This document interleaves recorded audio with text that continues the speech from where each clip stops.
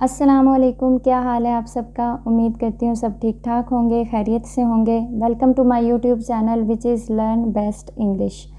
और अगर आप मेरे चैनल पे न्यू हैं, अभी तक सब्सक्राइब नहीं किया तो please subscribe my channel and hit the bell icon ताकि आपको मेरी हर नई वीडियो की अपडेट मिलती रहे। Thank you.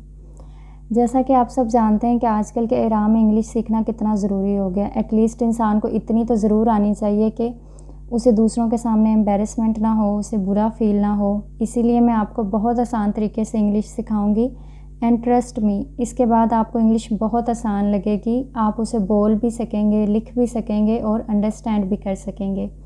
लेकिन इसके लिए ज़रूरी है कि आप वीडियो को एंड तक देखें ताकि आपका कोई भी पॉइंट मिस ना हो जाए, स्किप ना हो जाए। तो शुरू करते हैं। बिस्मिल्लाहिर्रहमानिर्रहीम। लेसन 1 में हम पढ़ेंगे about letter, vowel, consonant, word, prefix, suffix, phrase के बारे में पढ़ेंगे और उसके साथ साथ हम सेंटेंस और उसके साथ साथ सब्जेक्ट और प्रेडिकेट के बारे में भी पढ़ेंगे। ये बेसिक सी चीज़ें हैं जिनका जानना आपके लिए ज़रूरी है। तो सबसे पहले लेसन में हम इन बेसिक सी चीज़ों को कवर करेंगे।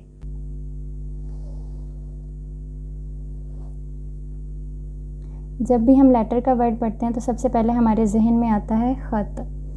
लेकिन यहाँ लेटर का मतलब क्या है? Any of the symbols of an alphabet A to G alphabets, तमाम अल्फ़ाबेट्स को लेटर बोलते हैं। और कुछ लेटर्स को मखसूस हिस्सों में डिस्टिंग्विश किया गया है, डिवाइड किया गया है, जैसा कि वॉवल्स में और कॉन्सोनेंट्स में। वॉवल्स हमारे पास क्या होते हैं? ए, ई, आई, ओ, यू। और कॉन्सोनेंट्स क्या होते हैं? All alphabets except vowels. Except का मतलब होता है सिवाय, इलावा। यानी कि वॉवल्स के अलावा तमाम अल्फ़ाबेट्स को कॉन्सोनेंट्स कहते हैं। तो ये आपका कॉन्सेप्ट क्लियर हो गया होगा कि any of the symbols of an alphabet का कोई भी सिंबल लेटर कहलाता है। यानी कि ए टू जी, इनको दो हिस्सों में डिवाइड किया गया है। एक है वॉवल्स और एक है कॉन्सोनेंट्स। वॉवल्स हमारे पास होते हैं ए, ई, आई, ओ, यू। और कॉन्सोनेंट्स हमारे पास क्या होते हैं? All alphabets except vowels. Vowels के अलावा तमाम अल्फ़ाबेट्स कॉन्सोनेंट्स कहलाते हैं। ठीक हो गया। उसके बाद सेकंड पॉइंट है हमारे पास वर्ड। वर्ड की सिंपल सी ये डेफिनेशन है, combination of letters is known as word. पहले हमने पढ़ा है लेटर। लेटर क्या होते थे? अल्फ़ाबेट ए टू जी, तमाम अल्फ़ाबेट्स को लेटर्स कहते हैं। जब दो या दो से ज़्यादा लेटर्स आपस में मिलते हैं, वो कंबाइन होते हैं, तो उससे बनता है एक वर्ड। मैंने यहाँ वर्ड की एक और डेफिनेशन लिखी है, a single distinct meaningful element of writing used with others और sometimes alone to form a sentence is known as word. Single distinct का मतलब होता है नुमाया, मीनिंगफुल जो कोई मतलब दे, जिसका कोई मीनिंग होना चाहिए। एलिमेंट ऑफ राइटिंग का कोई भी सिंगल डिस्टिंक्ट मीनिंगफुल एलिमेंट, कोई भी नुमाया एलिमेंट।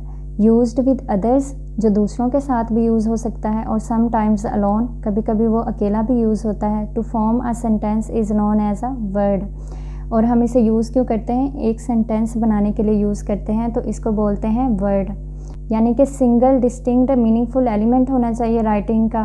वो अकेला भी यूज़ हो सकता है, दूसरों के साथ भी यूज़ हो सकता है। और उसे हम यूज़ क्यों करते हैं? एक सेंटेंस बनाने के लिए यूज़ करते हैं और इसे बोलते हैं वर्ड। एग्जाम्पल, ई का मतलब होता है एग्जाम्पल गिवन, जैसा कि GIRL गर्ल, BOY बॉय लड़का। अब देखें, ये एक डिस्टिंक्ट एलिमेंट भी है, मीनिंगफुल भी है, मतलब नुमाया भी है, इसका एक मीनिंग भी है। ये अकेला भी यूज़ हो सकता है, दूसरों के साथ भी यूज़ हो सकता है। और इसे हम यूज़ क्यों करते हैं? एक सेंटेंस बनाने के लिए यूज़ करते हैं। इसी तरह लड़का, बॉय, ये भी एक डिस्टिंक्ट मीनिंगफुल एलिमेंट है राइटिंग का। ये अकेला भी यूज़ हो सकता है और दूसरों के साथ भी यूज़ हो सकता है। और इसे सेंटेंस में भी यूज़ करते हैं, मतलब इसको सेंटेंस बनाने के लिए भी यूज़ कर सकते हैं। तो इसको हम बोलते हैं वर्ड। और इसकी सिंपल सी डेफिनेशन मैंने आपको पहले ही करवा दी है कि कम्बिनेशन ऑफ लेटर्स है, कम्बिनेशन ऑफ लेटर्स वर्ड है, और वर्ड को हम सेंटेंस बनाने के लिए यूज़ करते हैं। उसके बाद है वर्ड को हमने दो हिस्सों में डिवाइड किया है, प्रीफिक्स, सफिक्स। ये आपने उर्दू में भी पढ़ा होगा। प्रीफिक्स का मतलब होता है साब के और सफिक्स का मतलब होता है लाह के। उर्दू में पढ़ा होगा साब के, लाह के। तो सबसे पहले हमारे पास है प्रीफिक्स। तो प्रीफिक्स क्या चीज़ है हमारे पास? अ वर्ड, लेटर और number placed before N other. Example से ही बताती हूँ आपको। हमारे पास एक वर्ड हो और उस वर्ड के स्टार्ट पे एक और वर्ड लगा दिया जाए जिससे हमारे पास एक नया वर्ड बन जाए, तो इसको बोलते हैं प्रीफिक्स।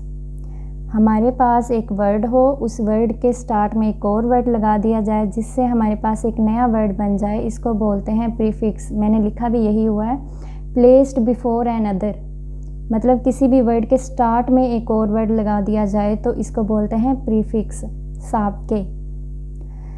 और इसी तरह नीचे इसकी एग्जांपल्स हैं। स्टार, अगर मैं स्टार के स्टार्ट में लगा दूं सुपर, तो ये बन गया सुपरस्टार, एक नया लफ्ज़ बन गया। मैंने एक वर्ड के स्टार्ट में एक और वर्ड लगाया जिससे मेरे पास एक नया वर्ड आ गया, तो इसको बोलते हैं prefix.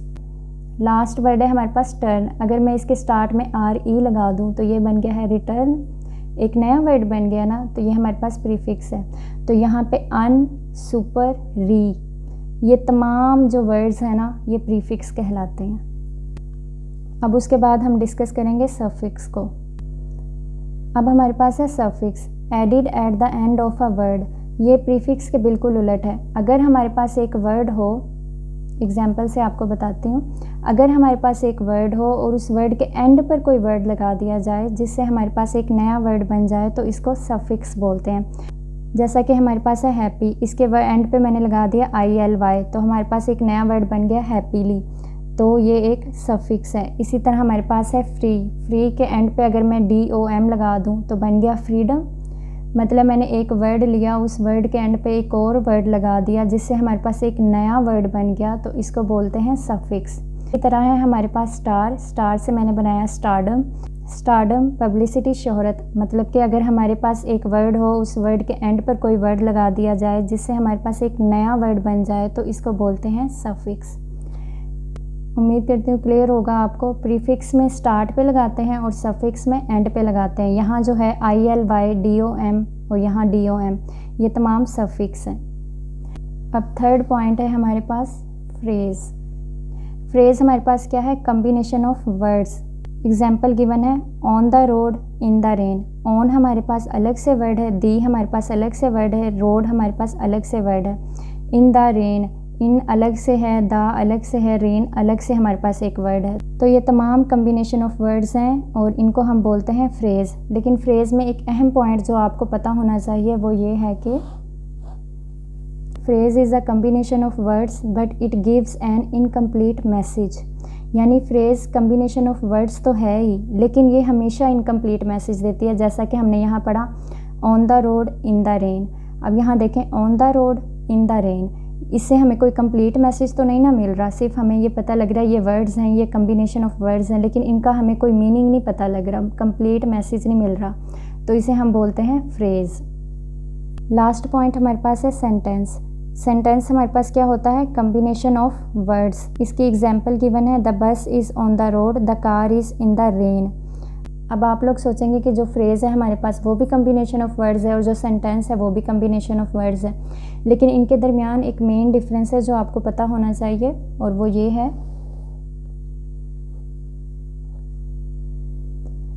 Sentence is a combination of words but it gives a complete message और आइडिया। जो फ्रेज़ हमारे पास होती है वो कंप्लीट मैसेज नहीं हमें देती, लेकिन जो सेंटेंस है वो हमेशा हमें कंप्लीट मैसेज देता है। फ्रेज़ और सेंटेंस दोनों ही कम्बिनेशन ऑफ वर्ड्स हैं, लेकिन डिफरेंस क्या है इनके दरमियान, फ्रेज़ है वो कंप्लीट मैसेज नहीं देती, जो सेंटेंस है वो हमें कंप्लीट मैसेज देता है। और इसके बारे में एक बात पता होनी चाहिए, और वो ये है, phrase can be a part of sentence but a sentence can never be a part of phrase. जो फ्रेज़ है वो सेंटेंस का पार्ट हो सकती है, लेकिन जो सेंटेंस है वो कभी भी फ्रेज़ का पार्ट नहीं हो सकता। एग्जाम्पल गिवन है, ऑन द रोड, ये एक फ्रेज़ है। अब देखें, मैंने कहा था कि phrase can be a part of sentence, the bus is on the road. अब जो फ्रेज़ है वो सेंटेंस का पार्ट हो सकती है, लेकिन जो सेंटेंस है वो फ्रेज़ का पार्ट नहीं हो सकता। अगर सेंटेंस फ्रेज़ का पार्ट हो जाए तो वो तो सेंटेंस है ना, तो फिर तो वो कंप्लीट मैसेज देगा हमें, तो वो फ्रेज़ तो नहीं ना हो सकती। इसीलिए phrase can be a part of sentence but a sentence can never be a part of phrase. Subject काम करने वाले को कहते हैं और predicate gives information about the subject. और जो प्रेडिकेट है वो हमें सब्जेक्ट के मुतालिक इन्फॉर्मेशन देता है कि वो क्या काम कर रहा है।